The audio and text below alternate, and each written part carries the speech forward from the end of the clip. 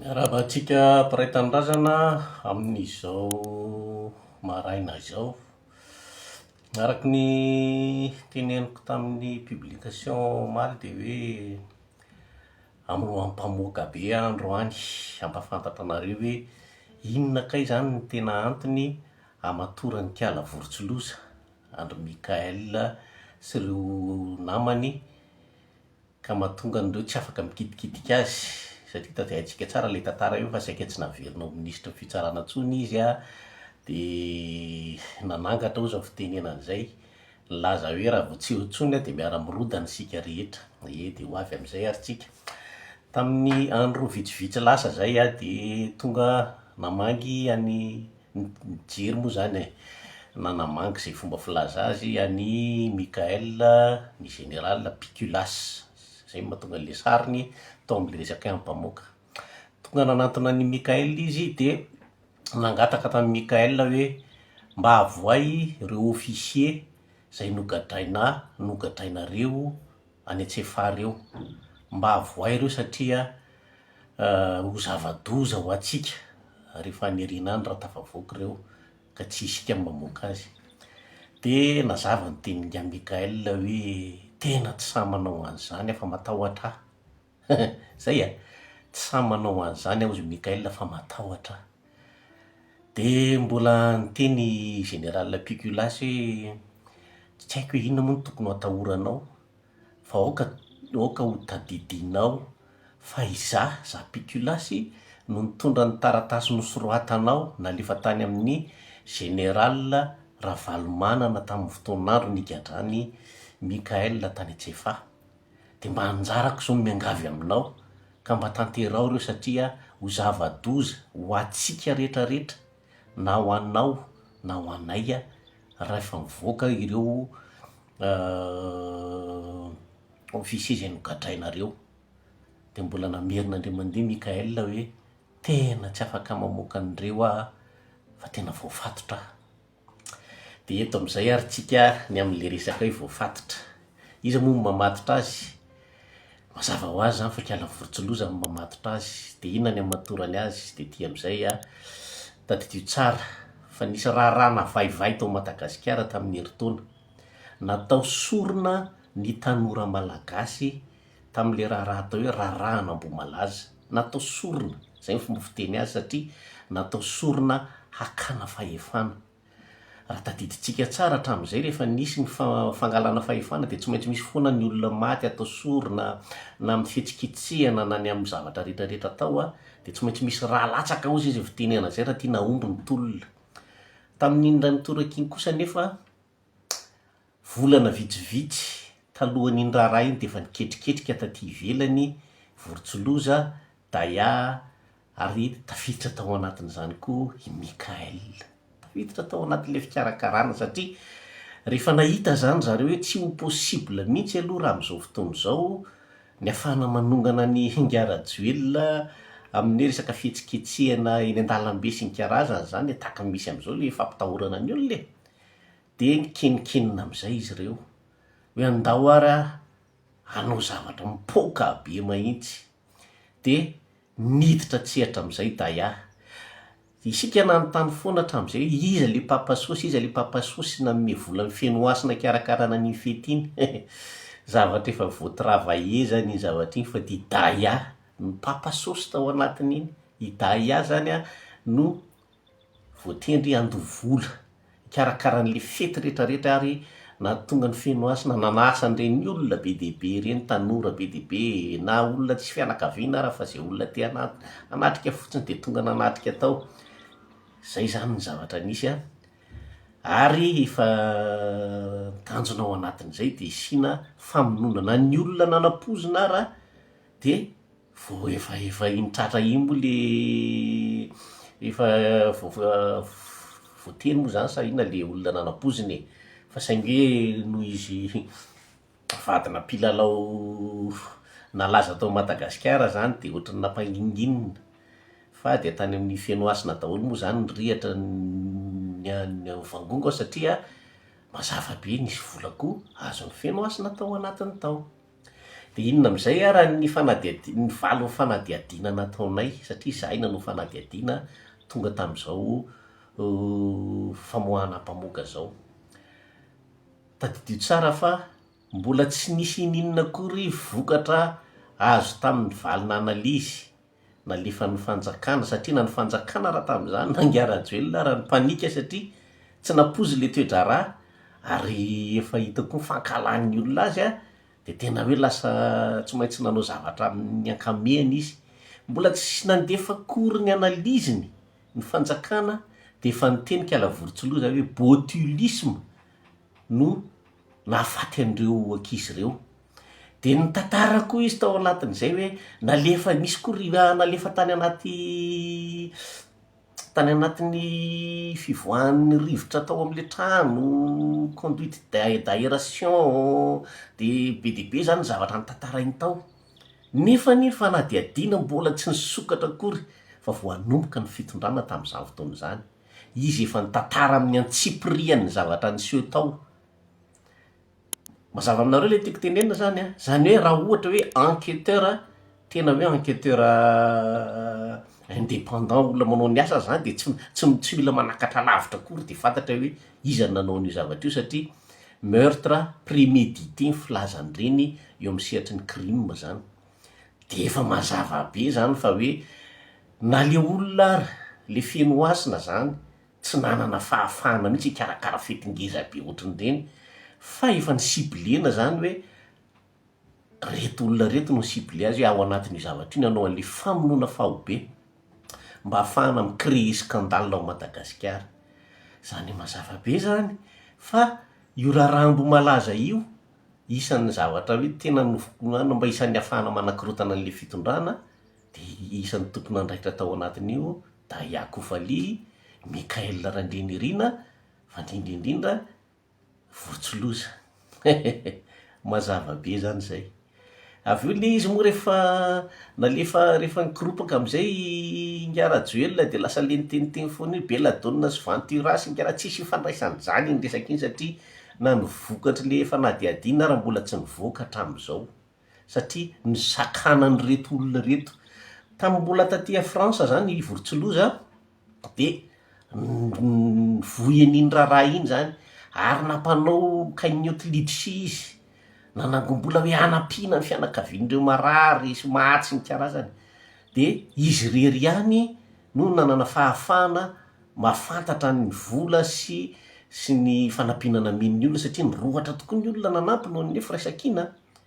Ny zava-nisy anefany tsy nanao compte rendu tamin'ireo olona rehetrarehetra kory izy zany hoe nisy fisandohana zany tao anatin'le izy fa notazominy tany le vola.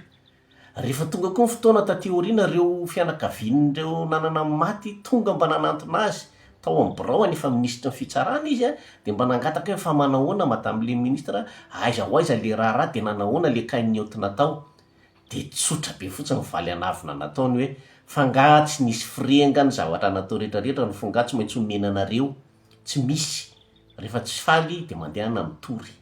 Zay ny valy teny nomeny andreo fianakaviana zay mba nitaky ny zavatra maro na rehefa nitidiako mbola zavatra nyteneny iny raha iny de aza mana teny ianareo fa ho hitanareo tsony ny fahamarinana an'iny satria sarotra be iny raha iny.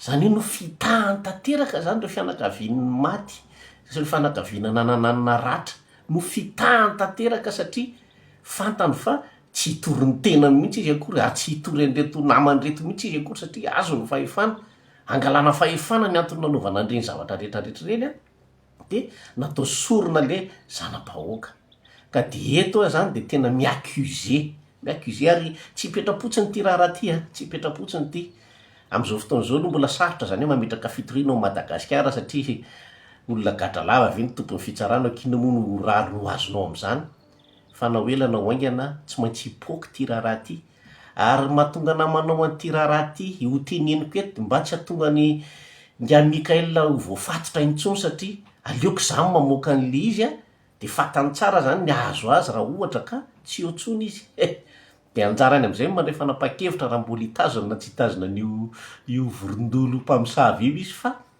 zay ny zavatra nisy naodikodina teny ny saim-bahoaka hoe ina fa am'izao fotoana zao de tena mazava be fomba fijeriny, tsy misy tsony zany raha rambo malaza zany fa vita ny ilana azy.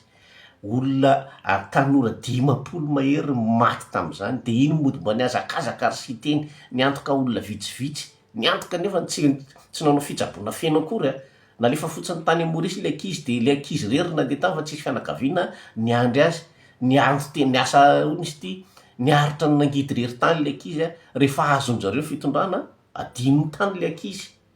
Zany ny zava-misy am'izao fotoana zao, ka aoka tsika ho tonga saina am'izay hoe atraiza zany reto fitondrana ty fa sady tsy vita mpangalatra, tsy vita ny mpandroba, fa mbola mpamon'olona mpamosavy koa. Ary zay ny ifamatoran'ireo ao, zay ny chantage avoaka hoe raha vo mialy eto tsisy afa-mainy eto. Zay zany ny zavatra misy ry vahoaka malagasy, ka de samy mandiniky tsika hoe inona ny fitondrana misy ao Madagasikara. Mbola roa ohatra indray ny mpamono afo, tsisy raha reko zay mpamono afo, avelako mihitsy nareo hanao commentaire tsy maninona. Fa anjarantsika vahoaka am'izay mahafantatra ny raha rehetrarehetra. Zany tsy nahavoavoaka fatany zany fa efa nisy investigation naharitra nanaovanay an'izany, ary ho avoakanay aminareo eto ny valiny ny analyse nataonay satria ny singam-bolo azonay tao anatin'izany ho ataonay analyse de anamarinanay any zavatra nytenenin'ny le kalavorotsolozy iny hoe botulisme, fa ahoana moa ny alalany an'izany le izy ary mbola tsy valy, mbola tsy nalefa akory le analyse izy nalala meloa. De ny tany nazavainy amin'ny atsipria mihitsy ny zavatra ny seho rehetrarehetra. Ary tadidi fa nisy carte du corps n'olona manambola ambony maty tamin'iny raha iny fa tsy nafenina satria le olona zany ohatrany hoe natao anatrika fotsiny tao, de kanjo isan'ny sotrosotro an'le izy ko satria zavatra nysotroana le izy nafaty an'le olona nysotro an'le izy de maty tao le carte du corps, fa tsy navoaka tao ny anarany sy nafenipenina. Ka de zay mazava be zany le izy fitondrana nanao sorona vahoaka, nanao sorona tanora io fitondrana misy am'izao fotoana zao io, mpamon'olona mpamosavy. De anjarantsika vahoaka am'izay mandinika hoe mbola angina ve za moa ny teny hoe anao tolona zay tsy maintsy ho azonay io, fa na zany na tsy zany mitodika aminareo vahoaka ihany koa. Ny anay mantsy de tsotra be za matombo teny an'izany, de mazava zany fa tsy maintsy action militaire ihany no vokatrio zay ihany. Tsy miafina am'izany raha olona intelligent de mahatsapa an'izany resaka hafa mihitsy zany ny fa mba tsy hisian'ny raha latsaka, mba tsy hisian'ny sorona, de manana adidy anareo vahoaka. Misy mantsy nareo ny teny sao de mba misy lalana hafa fa sao de tsy mety le hoe mifampitivitra eny raha mahita ny anareo tsy olana mihitsy averiko foana tsy za akory ny mila fahefana, fa ny vahoaka Madagasikara mila hafahana. Efa hitatsika tsara ny adalan'le Gasikara Maivanto tsy ampy be molotra tsy afaka lomalemy iny, de tavinao fezina ao ny Facebook, de terena ho ny olona anatrika ny matso masina de tsy mahazo misitsioka na ny any Corée du Nord raha ve ohatr' zany, de mbola anginonareo vahoaka. Zay le teneniko hoe mba hamaliko anareo le miteny aiza ihany le action tadidio fa matoa mbola tsy tanterahanay le izy arakaraky ny teniko aminareo, fa io manome topy fotsiny hoe tairo ary fa ny olana fotsiny de zao. Raha mbola misy vahaolana hafa azo eritreretina ianareo vahoaka aloha, za aloha tsy hiditra mitolona ataonareo vahoaka avelako nareo nanao zay anareo any. Ianareo ACC efa nanambana ny ray taminareo hoe tsy afa-belo nareo fa sao de voro ohatrany nandevina liko io nareo. Raha mbola afaka manova ny lalakalehanareo nareo, manala an'ireo ampilaminana esory reo, fa rehefa tonga amin'ny fitondrana eo zay olona rehetrarehetra ho apetraka eo, tsy ho afabela ianareo ACC, tsisy afabela, tsy afaka hitsoaka izy tahaka an'ireo mpangalatra am'izao fotoana zao reo, fa nao afindranareo any amin'izaniza any reo apetrakareo any ary tahaka ny kalavorotsoloza mantsy sorasoratany amin'ny sipa sy ninona ny daholo ny vola rehetra angalareo, fa mba tsy tehiseho izy hoe manana any anazy, de efa mitady lalana izy am'izao hoe tsy hoana eny zany fa hoe na izy ho any Espagne na ho any Etats-Unis. Ho any Etats-Unis zany aloha de tapaka ny tendany ty, ny any tsy manaiky an'izany fanadiovam-bolo zany fa tonga de tapaka ny tendany. Aty Espagne ny volalatra tompoko tsy azo ampiasaina eto Eropa zany, tsy misy olona afaka mampiasa volalatra zany eto, zany coincé zany izy am'izao fotoana zao.